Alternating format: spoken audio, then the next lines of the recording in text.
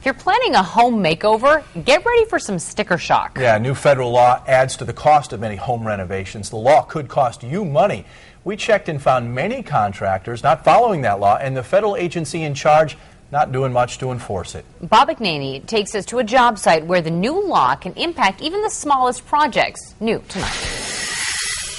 I got guys in spacesuits doing a job here. What's going on? At a home in Farmington, workers who look like they're ready to dismantle a meth lab are actually doing what used to be a fairly simple home renovation.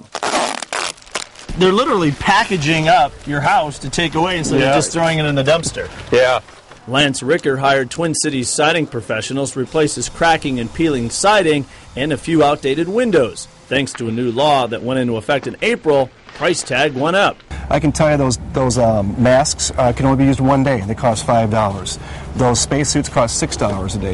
That's $11 a day just on wardrobe for each worker.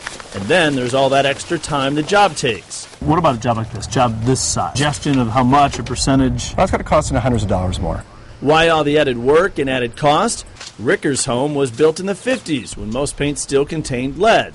Under the new law, renovations on homes built before 1978 have to be done like this to contain the lead dust and paint chips that used to just litter a job site. We want to do the right thing. In the same vein, we want to make a living. Steve Sampson is a painter. That's where the price tag really goes up. We did all three sides of this house, I'm guessing, for around $1,000 last year. That one side over there would be well over $1,000 now. Sampson painted this house in Mound. The homeowner opted to scrape off the old paint himself, saving $3,000 to $4,000. Homeowners doing work themselves don't have to follow the new rules. Sampson told us he's lost a lot of jobs to contractors not following the new law. They're not concerned about stuff like this. They want their money for the weekend. And they're going to skirt wherever they can, and they're going to lowball wherever they can. We did our own investigating, analyzing all the remodeling permits issued in Minneapolis and St. Paul in the first month under the new law. Any contractor doing work on a pre-1978 home is required to go through lead training and to be certified by the Environmental Protection Agency. We found more than 2,000 permits issued to companies not listed in the EPA's certification database.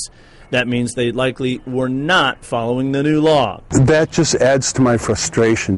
The nearest EPA office is in Chicago. We called to ask about the enforcement of this new law. A spokesperson there told us they'll enforce it with a combination of tips, complaints, and targeted enforcement. Sampson says that's not good enough. I mean, until you start hearing of somebody being penalized for it, then they're just going to keep on business as usual. Bob McNaney, 5 Eyewitness News.